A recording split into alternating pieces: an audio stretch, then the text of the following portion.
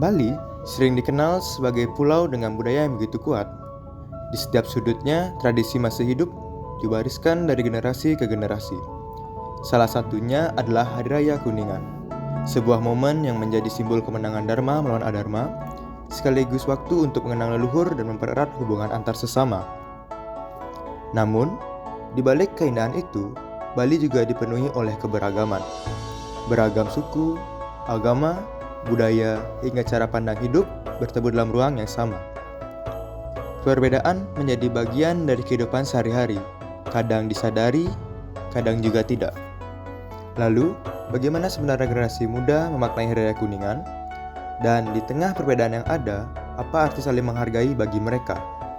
Melalui beberapa sudut pandang yang berbeda, mari kita dengarkan cerita dari mereka.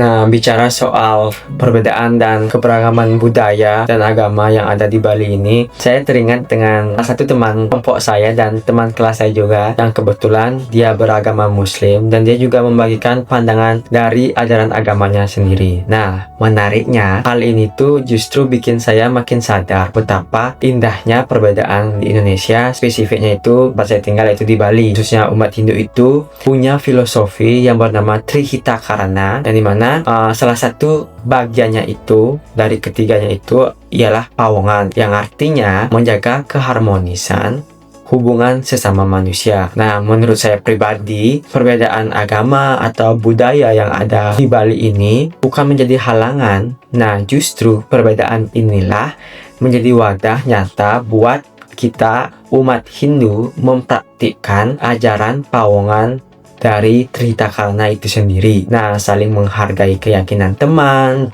bisa kerja kelompok, terus tetap rukun, tidak ada saling membuli. Itu adalah wujud nyata dari harmoni pada filosofi Trihita Karana pada bagian pawongan. Perkenalkan, saya adalah mahasiswa yang sedang merantau di Bali untuk menempuh pendidikan. Tinggal di Bali memberikan saya begitu banyak pengalaman baru. Salah satunya, saya bisa merasakan secara langsung bagaimana kerukunan masyarakat lokal dengan pendatang dari berbagai daerah dan belahan dunia, serta membawa keyakinan dan tradisi masing-masing. Di tengah perbedaan yang sangat besar, konflik sangat jarang terjadi. Mengapa?